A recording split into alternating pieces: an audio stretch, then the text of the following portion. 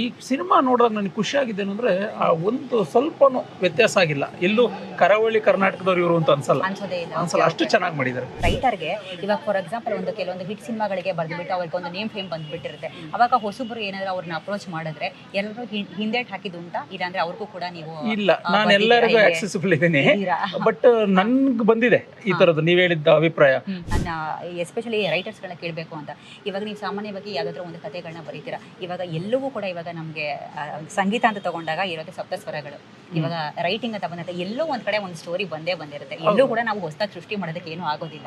ಇವಾಗ ನೀವು ಅದೇ ರೀತಿ ಒಂದು ಅಂದ್ರೆ ಪ್ರತಿಯೊಂದು ಇದು ಹೆಂಗೆ ನೀವು ಡಿಫ್ರೆಂಟ್ ಕೊಡ್ತಾ ಹೋಗ್ತೀರಾ. ಮತ್ತೆ ಒಂದು ಹೀರೋ ಪೃಥ್ವಿ ಅಂಬರ್ ಅಂತ ಬಂದಾಗ ಅವ್ರಿಗೆ ಬದಲಾವಣೆ ಏನೆಲ್ಲ ಮಾಡ್ತೀರಾ ರೈಟಿಂಗ್ಸ್ಗಳಲ್ಲಿ, ಅಂದ್ರೆ ಹೀರೋ ವೈಸ್ ಆಗಿರ್ಬೋದು ಅಥವಾ ಸ್ಟಾರ್ ಕ್ಯಾಶ್ ಅಂದ್ರೆ ಮಾಸ್ ಡೈಲಾಗ್ಸ್ಗಳಾಗಿರ್ಬೋದು, ಈ ರೀತಿ ಎಲ್ಲ ಚಾಲೆಂಜ್ ಅನ್ಸೋದಿಲ್ವಾ? ನೀವು ಹೇಳಿದ್ ಕರೆಕ್ಟ್. ಮನುಷ್ಯ ಸಂಬಂಧಗಳು ಪರ್ಮಿಟೇಷನ್ ಕಾಂಬಿನೇಷನ್ ಕಡಿಮೆ. ಹೌದು.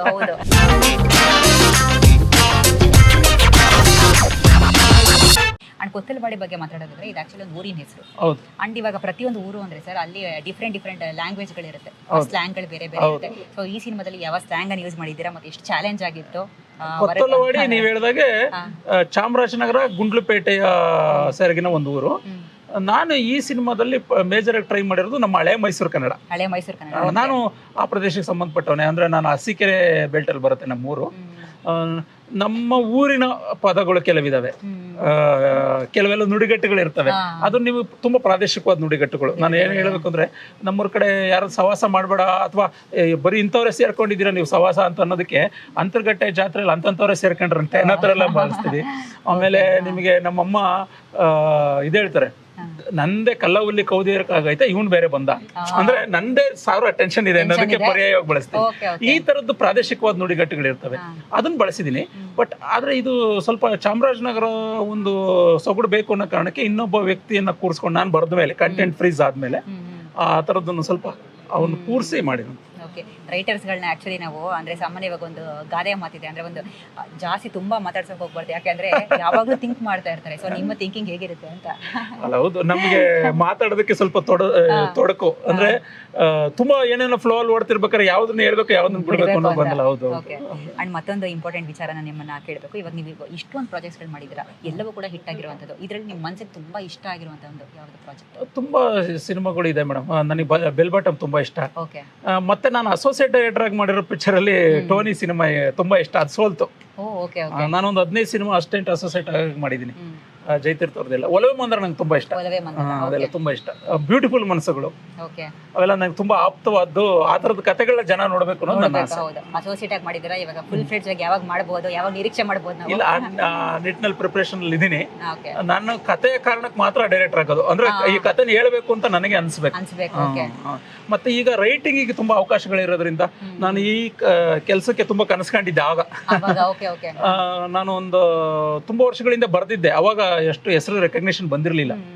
ಮೈಲಾರಿ ಮತ್ತೆ ನಂದಾದೀಪ ಅಂತೆಲ್ಲ ಬರ್ದಿದ್ದೆ. ಬಟ್ ಸೆಕೆಂಡ್ ಇನ್ನಿಂಗ್ಸ್ ಅಂತಾನೆ ಹೇಳ್ಬೋದು ಬುಲೆಟ್ ಬಸ್ಸಿಯಿಂದ. ಸೊ ಇದು ಸಿಕ್ಕಿರೋದ್ರಿಂದ ನಾನು ತುಂಬಾ ಆಸೆ ಪಟ್ಟ ಜಾಗ ಅಲ್ವಾ ಇದು, ಆಸೆ ಪಟ್ಟ ಕೆಲಸ ಅಲ್ವಲ್ಲ ಅಂದ್ಬಿಟ್ಟು ಹಿಂಗ್ ಮಾಡ್ತಾ ಇದೀನಿ. ಮತ್ತೆ ನನ್ನ ಇನ್ನೊಂದೇನಂದ್ರೆ ಅರ್ಧಂಬರ್ಧ ಊಟ ಮಾಡಿದ್ದು ಹೋಗ್ಬಾರ್ದು, ಇದನ್ನ ಕಂಪ್ಲೀಟ್ ಆಗಿ ಎಕ್ಸ್ಪ್ಲೋರ್ ಮಾಡಬೇಕು, ತುಂಬಾ ಜನ ಡೈರೆಕ್ಟರ್ಗಳ ಜೊತೆ ಇಂಟ್ರಾಕ್ಷನ್ ಮಾಡಬೇಕು ಅನ್ನೋದು ಉದ್ದೇಶ. ಸರಿ, ಇವಾಗ ನೀವು ಸಾಕಷ್ಟು ವರ್ಷದಿಂದ ಇಂಡಸ್ಟ್ರಿನಲ್ಲಿ ಇದ್ದೀರಾ. ನಾನು ಇಂಡಸ್ಟ್ರಿ ಬಗ್ಗೆ ಒಂದು ಪ್ರಶ್ನೆ ಕೇಳಬೇಕು ಅಂತ ನನಗೆ ಒಂದು ಕುತೂಹಲ ಆಗ್ತಿದೆ. ಇವಾಗ ನೀವು ಬರಿತಾ ಇವಾಗ ಕೆಲವೊಂದು ಸತಿ ನಿಮ್ಗೆ ಅನ್ಸಿರುತ್ತೆ, ಅಂದ್ರೆ ಇವಾಗ ನೀವು ತುಂಬಾ ಚೆನ್ನಾಗಿ ಬರ್ತಿರ್ತೀರಾ, ಆದ್ರೆ ಆ ಸಿನಿಮಾ ಅಷ್ಟಕ್ಕಷ್ಟೇ ಓಡಿರುತ್ತೆ, ಕತೆ ತುಂಬಾ ಚೆನ್ನಾಗಿರುತ್ತೆ. ಇದರಲ್ಲಿ ಏನ್ ಡಿಫ್ರೆನ್ಸ್ ಆಗುತ್ತೆ? ಮೇಕಿಂಗ್ ವೈಸ್ ಅಥವಾ ಸ್ಕ್ರೀನ್ ಪ್ಲೇನಾ ಅಥವಾ ಅದ್ಭುತವಾಗಿರುತ್ತೆ ಬರವಣಿಗೆ ಅಥವಾ ಡೈಲಾಗ್ಸ್ ತುಂಬಾ ಚೆನ್ನಾಗಿರುತ್ತೆ, ಏನಲ್ಲಿ ಹೊಡ್ತಾ ಬೀಳುತ್ತೆ? ಏನಾಗುತ್ತೆ, ಸಿನಿಮಾ ಸಮೂಹ ಕಲೆ ಎಲ್ಲ, ಅಂದ್ರೆ 24 ಕ್ರಾಫ್ಟ್ಸ್ ಏನಿದೆ ಅಷ್ಟು ವರ್ಕ್ ಆಗಬೇಕು. ನೀವ್ ಹೇಳಿದಾಗೆ ಒಂದ್ಸತಿ ಕತೆ ಲೈನ್ ಚೆನ್ನಾಗಿರುತ್ತೆ, ನಾವೇ ಸ್ಕ್ರೀನ್ ಮೇಲೆ ನೋಡೋದು ಈ ಕತೆ ನಾವು ಹೇಳಿದ್ದು ಅನ್ಸುತ್ತೆ, ಅಲ್ಲಿ ಡೈಲ್ಯೂಟ್ ಆಗಿಬಿಟ್ಟಿರುತ್ತೆ ಪ್ರತಿ ಹಂತದಲ್ಲಿ. ಅಂದ್ರೆ ನಾನು ಹೇಳ್ತಿರೋದು, ಒಂದು ಸರಿಯಾದ ತಾರಾಗಣ ಇಲ್ದಿದ್ರೆ, ಸರಿಯಾದ ನಟ ನಟಿ ಇಲ್ದಿದ್ರೆ ಅದನ್ನ ದಾಟ್ಸಲ್ಲ.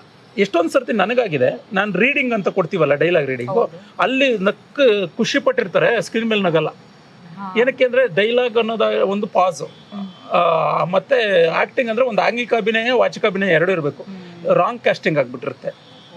ಮತ್ತೆ ಕೆಲವು ಸರ್ತಿ ಏನೇನೋ ಕಾಂಪ್ರಮೈಸ್ಗಳು ರಾಜಿಗಾಗಿರ್ತಾರೆ. ಅಂದ್ರೆ ಯಾವುದೋ ಒಂದು ಲೈಟ್ ಹೋಯ್ತು ಅಂತ ಏನೋ ಪ್ಯಾಕಪ್ ಮಾಡಿಬಿಟ್ಟಿರೋದು, ಅಥವಾ ಇನ್ನೊಂದೇನೋ ಬಜೆಟ್ ವಿಚಾರದಲ್ಲಿ ಕಾಂಪ್ರಮೈಸ್ ಆಗಿರೋದು, ಈ ಥರದ್ದು ಆಗಿ ಏನಂತಾರೆ, ಗಣೇಶನ್ ಮಾಡಕ್ ಹೋಗಿ ಅವ್ರ ಅಪ್ಪನ್ ಮಾಡಿದ್ರು ಅಂತ ಇಲ್ಲ, ಆ ಥರದ್ದು ಆಗಿರುತ್ತೆ. ಇನ್ನು ಕೆಲವರು ಅದನ್ನು ದಾಟ್ಬಿಟ್ಟಿರ್ತಾರೆ ಪಾಪ. ಪ್ರತಿ ಹಂತದಲ್ಲೂ ತುಂಬಾ ನಿಷ್ಠವಾಗಿ ಕಾಂಕ್ರೀಟ್ ಆಗಿ ಮಾಡ್ಕೊಂಡು ಬಂದಿರ್ತಾರೆ. ಅವರು ತಲುಪಿಸೋದ್ರಲ್ಲಿ ಸೋತ್ಬಿಟ್ಟಿರ್ತಾರೆ, ಪ್ರಮೋಷನ್ ಸೋತ್ಬಿಟ್ಟಿರ್ತಾರೆ. ಮತ್ತೆ ಇನ್ನೊಂದೇನಂದ್ರೆ ನಾವು ಯಾವ ಆಡಿಯನ್ಸಿಗೆ ಮಾಡ್ತೀವಿ ಅನ್ನೋ ಕ್ಲಾರಿಟಿ ಇರಲ್ಲ ಮೇಕರ್ಸ್ ಅಲ್ಲಿ ಕೆಲವರಿಗೆ. ಅಂದ್ರೆ ಸುಮ್ಮನೆ ಎಲ್ರಿಗೂ ಪ್ರಚಾರ ಮಾಡ್ಬಿಡ್ತೀವಿ, ಅದು ಯಾರಿಗೂ ದಾಖಲ್ಲ. ಅಂದ್ರೆ ನಿಮ್ಗೆ ಅರ್ಬನ್ ಸ್ಟೋರಿಯನ್ನ ಮಾಡ್ಬಿಟ್ಟು ನೀವು BC ಸೆಂಟ್ರಲ್ ಪ್ರಚಾರ ಮಾಡಿದ್ರೆ ಅವ್ರಿಗೆ ಅದು ದಕ್ಕತೆ ಹೋಗ್ಬೋದು. ಈ ತರದ್ದು ಸ್ಟ್ರಾಟಜಿಯಿಂದನೂ ಸೋತಿರ್ತದೆ. ಓಕೆ, ಇವಾಗ ನೀವಷ್ಟೇ ಹೇಳ್ತಿದ್ರಿ ನರೇಷನ್ ಅಲ್ಲಿ ಸೋತಿರ್ಬೋದು ಫಾರ್ ಎಕ್ಸಾಂಪಲ್, ಆಮೇಲೆ ಆಡಿಯನ್ಸ್ ಪಲ್ಸ್ ಅರ್ಥ ಮಾಡ್ಕೊಳ್ಳೋದ್ರಲ್ಲಿ ಸೋತಿರ್ಬೋದು. ಇವಾಗ ಹೆಂಗೆ ಸರ್ ಆಡಿಯನ್ಸ್ ಪಲ್ಸ್ ಅರ್ಥ ಮಾಡ್ಕೊಳ್ಳೋದು ಅಂದ್ರೆ ಹೆಂಗೆ ನಮ್ಗೆ ಹೆಂಗ್ ಗೊತ್ತಾಗುತ್ತೆ ಅಂತ? ಅದು ಈಗ ತುಂಬಾ ದೊಡ್ಡ ಯಕ್ಷ ಪ್ರಶ್ನೆ. ಯಾಕೆಂದ್ರೆ ಮುಂಚೆ ಆದ್ರೆ ಟ್ರೆಂಡ್ ಅಂದ್ರೆ ಒಂದ್ 4 ವರ್ಷ 5 ವರ್ಷ ಇರ್ತಿತ್ತು.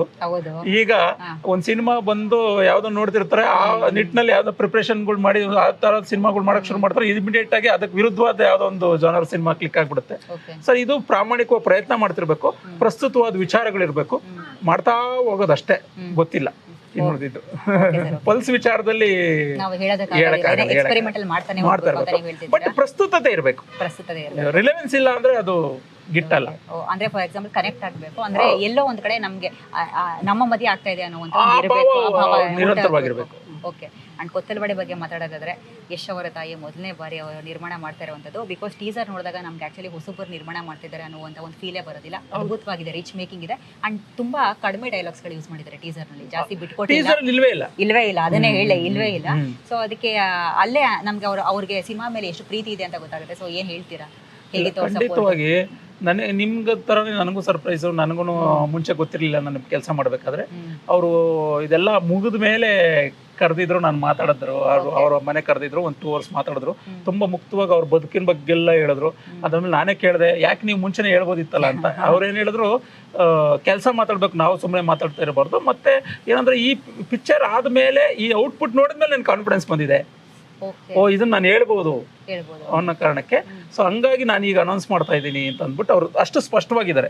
ಮತ್ತೆ ಇನ್ನೊಂದು ನೀವು ಹೇಳ್ದಂಗೆ ಅವ್ರಿಗೆ ಯಾರು ಬೇಕಾದ್ರೂ ಮಾಡ್ಬೋದಿತ್ತು, ಯಾವ್ರಿಗೆ ಬೇಕಾದ್ರೂ ಅವಕಾಶ ಕೊಡ್ಬೋದಿತ್ತು. ಅದು ದೊಡ್ಡ ಡೈರೆಕ್ಟ್ರು ಅಂದ್ರೆ ಮಾನಿಟರಿ ವೈಸ್ ವ್ಯಾವಹಾರಿಕವಾಗಿ ಯೋಚನೆ ಮಾಡಿದ್ರೆ ಏನ್ ಬೇಕಾದ್ರೂ ಸಾಧ್ಯತೆಗಳಿದ್ವು.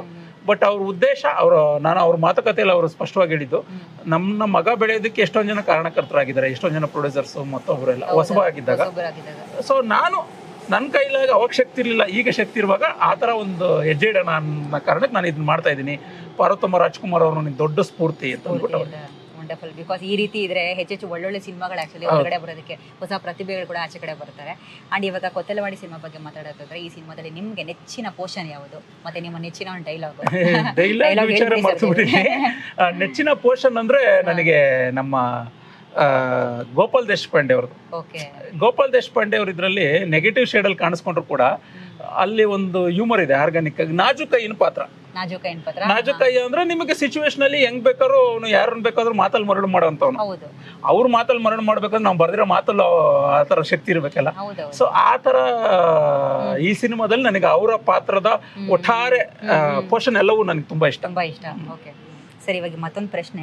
ಇವಾಗ ನೀವು ರೈಟರ್ ಆಗಿ ಸಾಕಷ್ಟು ಆಲ್ಮೋಸ್ಟ್ ಬರ್ದಿದ್ದೀರಾ.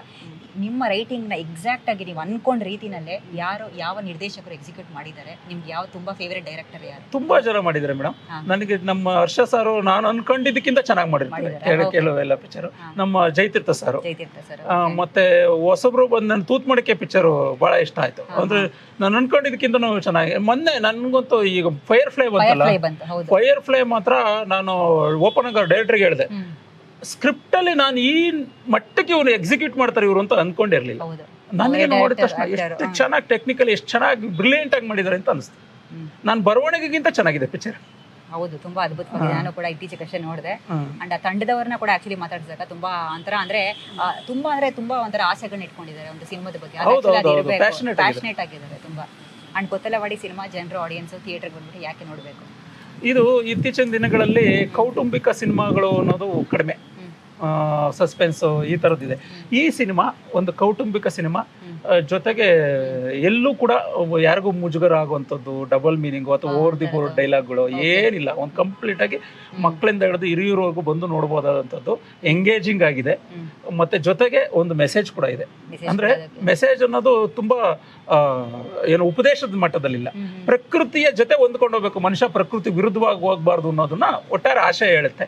ಆ ನಿಟ್ಟಿನಲ್ಲಿ ಈ ಪಿಕ್ಚರ್ನ ನೋಡ್ಬೇಕು, ಎಲ್ಲರಿಗೂ ತೋರಿಸ್ಬೇಕು. ಯಾವಾಗ ರಿಲೀಸ್ ಆಗ್ತಿದೆ ಸರ್ ಸಿನಿಮಾ? ಆಗಸ್ಟ್ 1ನೇ ತಾರೀಕು ಆಗಸ್ಟ್ ರಿಲೀಸ್. 1ನೇ ತಾರೀಕು. ಓಕೆ, ಖಂಡಿತವಾಗ್ಲೂ ನಾವೆಲ್ಲರೂ ನೋಡ್ತೀವಿ. ಅಂಡ್ ಇವಾಗ ನಿಮ್ಗೆ ಯಾವ ನಿರ್ದೇಶಕರ ಜೊತೆ ಕೆಲಸ ಮಾಡಬೇಕು ಅಂತ ಇಷ್ಟ? ಹಾಗೇನೆ ಯಾವ ನಟನಿಗೆ ನೀವು ಡೈಲಾಗ್ಸ್ ಬರೀಬೇಕು? ಇಲ್ಲ, ನನಗೆ ಈಗೇನು ಕನ್ನಡದಲ್ಲಿ ನನ್ಗೆ ಬಹಳ ಆಸೆ ಇತ್ತು ಗಣೇಶ್ ಅವ್ರ ಜೊತೆ ಮಾಡಬೇಕು ಅಂತ ಪಿನಾಕ ಮಾಡಿದೆ. ಓ ಸೂಪರ್. ಪಿನಾಕದಲ್ಲಿ ಅದು ಬಿಟ್ರೆ ಸುದೀಪ್ ಸರ್ ಜೊತೆ ಮತ್ತೆ ದರ್ಶನ್ ಸರ್ ಜೊತೆ, ಧ್ರುವ ಸರ್ ಜೊತೆ ಎಲ್ಲ ಮಾಡ್ಬೇಕಂತ ಬಹಳ ಆಸೆ ಇದೆ. ಯಶ್ ಸರ್ ಜೊತೆ. ಎಸ್ ಸರ್ ಜೊತೆ. ಓಕೆ, ಮತ್ತೆ ರಿಷಬ್ ಅವರು ಡೈರೆಕ್ಷನ್ ಮಾಡ್ಬೇಕಾದ್ರೆ ನಾನು ಬರೀಬೇಕು ಅಂತ ಬಹಳ ಆಸೆ ಇದೆ. ಆಸೆ ಇದೆ. ಎಲ್ಲ ನಿರ್ದೇಶಕರು, ಹೊಸ ನಿರ್ದೇಶಕರು ಯಾರ್ಯಾರು ಇದ್ದಾರೆ ಅವ್ರ ಜೊತೆ ಎಲ್ಲ ಮಾಡ್ಬೇಕು ಬಹಳ ಆಸೆ. ಇವಾಗ ನಿರ್ದೇಶನ ಮಾಡ್ತೀರಾ ಅಂತ ಹೇಳಿದೀರಾ, ಯಾವ ನಟನನ್ನ ನೀವು ನಿರ್ದೇಶನ ಮಾಡೋದಕ್ಕೆ ಇಷ್ಟಪಡ್ತಿದ್ದೀರಾ? ಇನ್ನು ಆತರ ಪ್ಲಾನ್ ಮಾಡಿಲ್ಲ ಮೇಡಮ್. ಮಾಡಿಲ್ಲ. ಒಂದು ಕತೆ ನಾನು ಶರಣ್ ಸರ್ ಮಾಡಿದ್ರೆ ಚೆನ್ನಾಗಿರುತ್ತೆ ಅನ್ಕೊಂಡೆ. ಯಾಕಂದ್ರೆ ಶರಣ್ ಸರ್ ಪಿಕ್ಚರ್ ಕಂಟಿನ್ಯೂಸ್ 3 ಬರ್ದಿದ್ದೀನಿ. ಅವ್ರ ಬಾಡಿ ಲ್ಯಾಂಗ್ವೇಜ್, ಅವ್ರ ರಿದಮ್ ನನಗೆ ಗೊತ್ತು. ಓಕೆ ಸರ್, ತುಂಬಾ ಒಳ್ಳೇದಾಗ್ಲಿ ಕೊತ್ತಂಬಾಡಿ ಸಿನಿಮಾಗೆ. ಬಿಕಾಸ್ ಎಲ್ಲ ಇವಾಗ ನೀವು ಕೂಡ ಇನ್ನೂ ಸಾಕಷ್ಟು ಸಿನಿಮಾಗಳಿಗೆ ಇದೇ ರೀತಿ ಒಳ್ಳೊಳ್ಳೆ ನಮಗೆ ರೈಟಿಂಗ್ಸ್ಗಳು ಕೊಡ್ತಾ ಬನ್ನಿ. ಒಳ್ಳೇದಾಗ್ಲಿ. Thank you so much sir. Thank you.